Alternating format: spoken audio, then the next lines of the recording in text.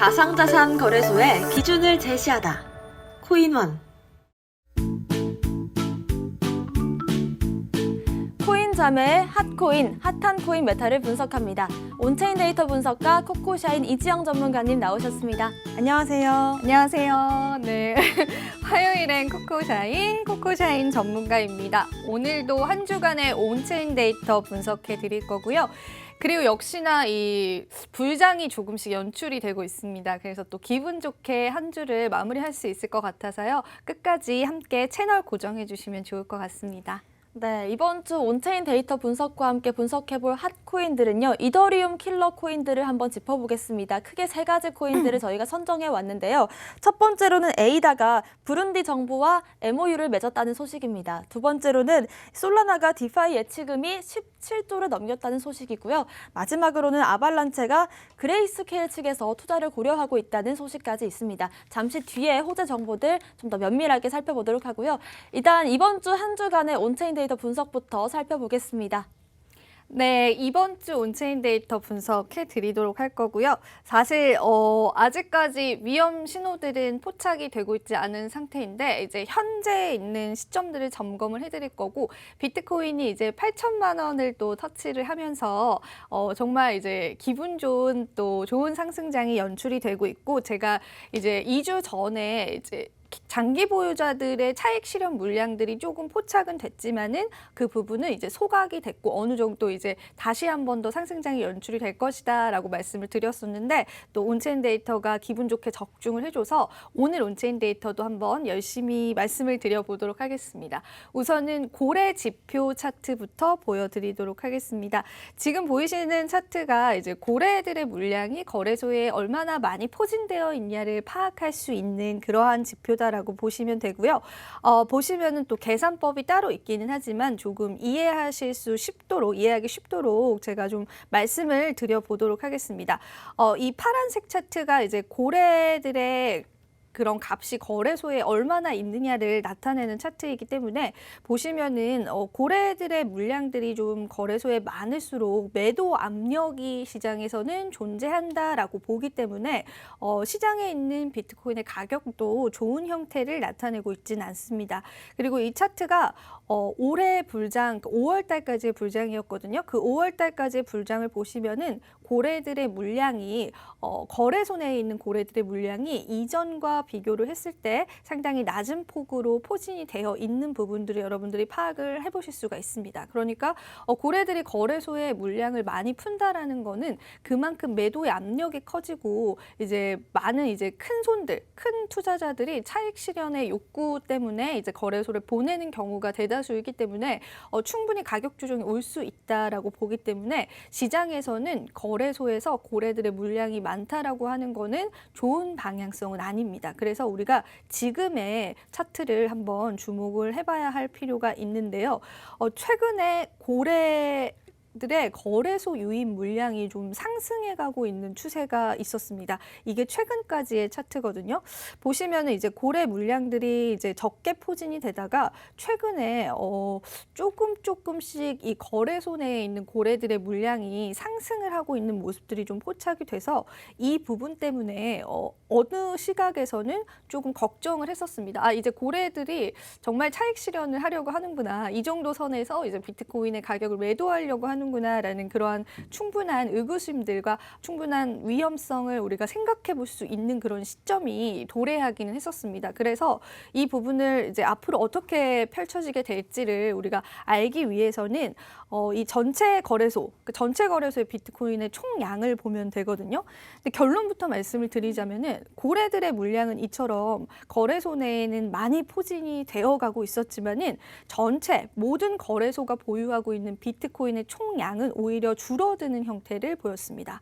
사실 이 모든 거래소가 보유하고 있는 비트코인의 총량의 이 온체인 데이터 지표는 여러분들이 크립토컨트 사이트에 가시면은 무료로 보실 수가 있거든요. 그런데 이게 가장 대표적인 지표이면서도 이 지표를 보시면서 어느 정도의 가격 추세를 개인 투자자분들도 파악해 보실 수 있기 때문에 이 지표는 개인적으로 꼭 사이트에 들어가셔서 좀 확인을 같이 해보면 좋을 것 같다라는 생각이 들어요. 그래서 이 총량, 거래소 내 이제 비트코인의 총량은 비트코인의 가격과 역상관 관계입니다. 늘 말씀드리듯이 수요와 공급의 원칙에 의해서 거래소 내에 이제 공급량이 많으면 그만큼 비트코인의 가격도 떨어질 수가 있고, 거래소 내의 공급량이 적으면은 그만큼 비트코인의 가격이 상승할 수 있는 가능성이 크기 때문에 보통적으로 역상관 관계다라고 보시면 되고요. 여러분들이 이 지표를 실제로 직접 확인을 해보실 때 만약에 이 전체 거래소 내에 있는 비트코인의 물량과 값이 증가를 하고 있거나 큰 폭으로 증가를 했다라고 한다면은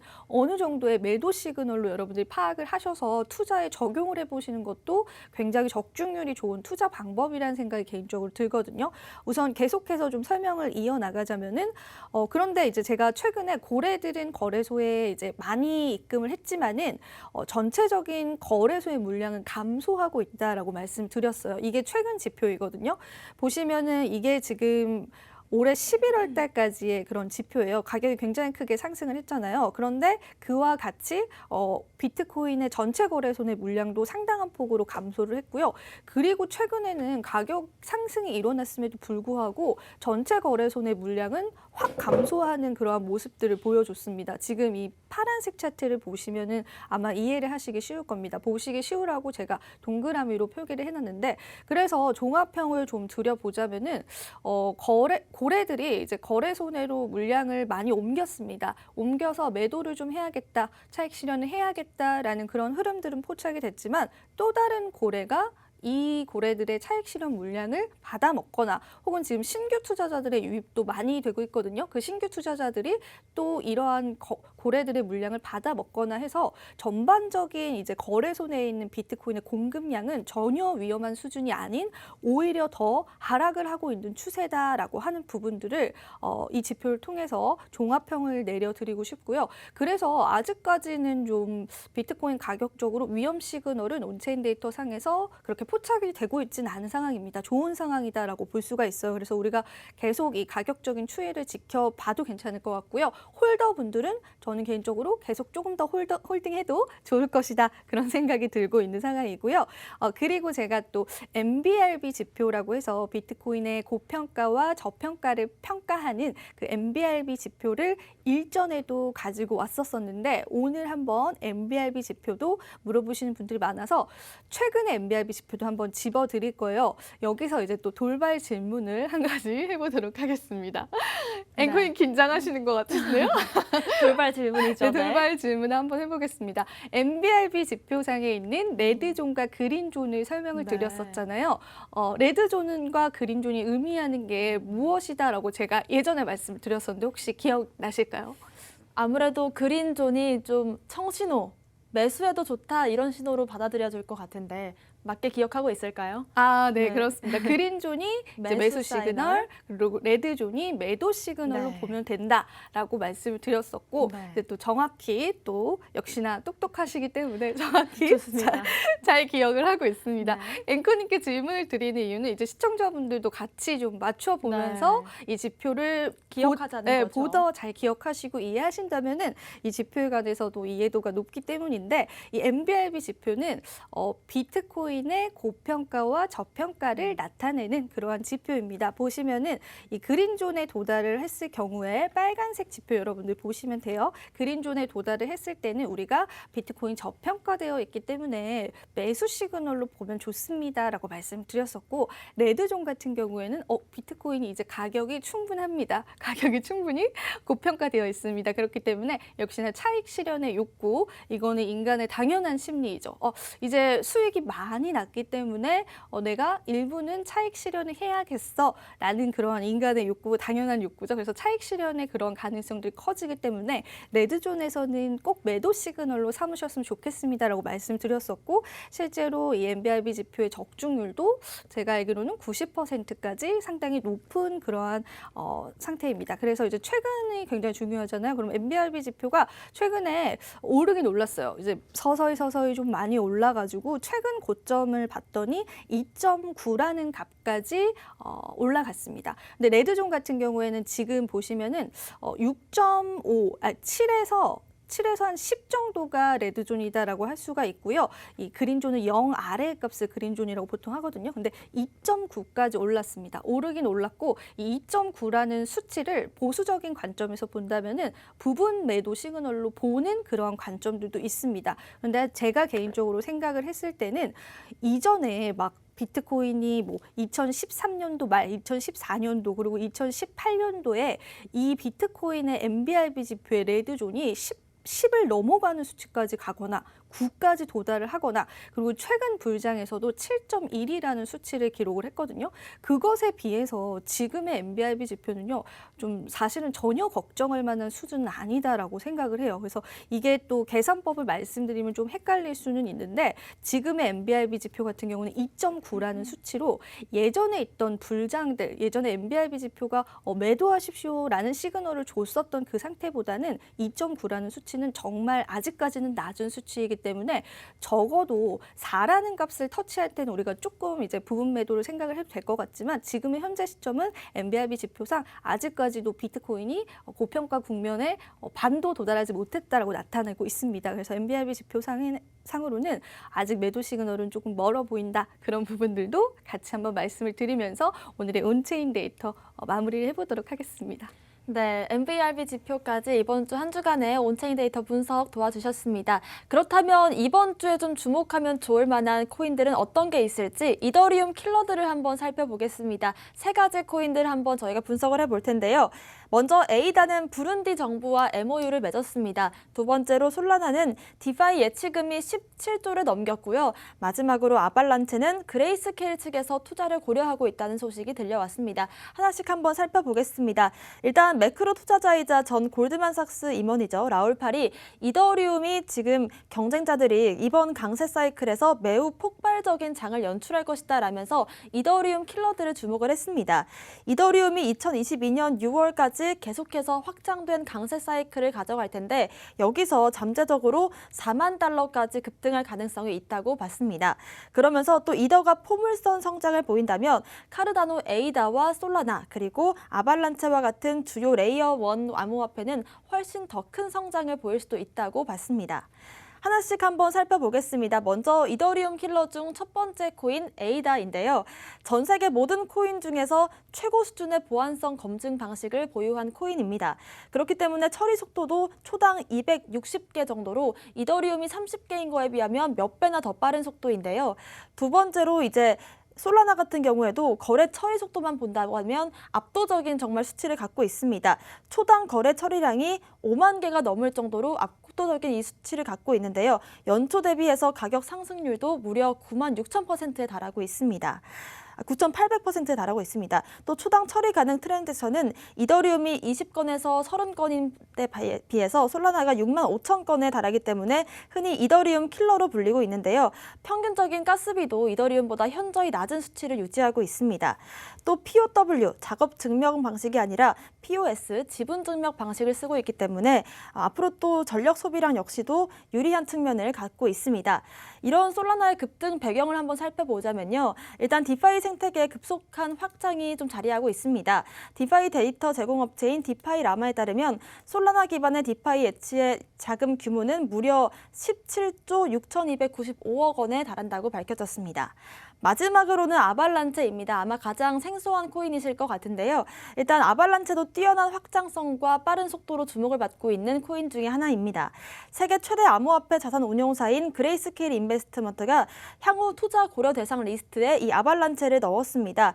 그레이스케일이 사실 투자를 고려한다라는 이 사실 하나만으로도 이미 많은 주목을 받고 있기 때문에 이 세 가지 코인들 한번 주목해보는 것도 좋을 것 같습니다. 일단 이번 주는 이더리움 킬러로 한번 코인들을 선정해봤습니다. 봤는데 여러 가지들이 정말 이더리움 킬러라는 이름 하에 나오고 있습니다. 네, 그렇죠. 이더리움을 따라잡겠다라는 거죠. 네. 이 중에서 가장 좀 유망해 보인다, 가능성이 있어 보인다 하는 코인이 있다면 어떤 게 있을까요? 근데 이제 앵커님은 또 개인적으로 세 가지 중에 어떤 게 좀 가장 끌리세요? 이제 개인 투자자 입장에서. 저 같은 경우에는 모두 한 번씩은 투자를 해본 코인인데 그 중에서도 솔라나가 요즘 가장 좀 핫한 코인이 아닌가. 그렇죠. 네, 아무래도 싶습니다. 이제 솔라나가 가장 핫한 코인인데 저는 사실 에이다 코인도 좋아하는데 이제 오늘은 솔라나에 관해서 조금 말씀을 드려볼까 해요. 네. 솔라나가 이제 유통 물량 거짓말이 있었다라는 그러한 또 보도 때문에 가격이 조금 조정이 되어 가고 있는 상황인데 솔라나는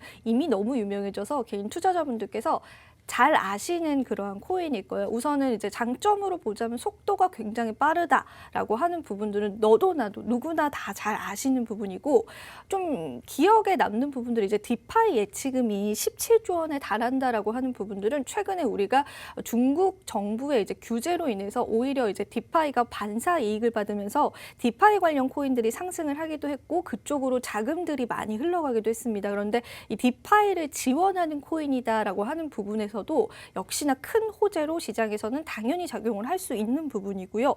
그리고 이 솔라나 같은 경우에는 이더리움 킬러 코인이잖아요. 그러니까 이더리움과 같이 플랫폼 코인인데 이 솔라나 위에서 펼쳐지는 프로젝트들을 조사를 해보니까 예를 들면 저희가 지난주에 말을 했었던 보라코인 같은 경우에는 보라코인도 플랫폼 기반한 코인입니다.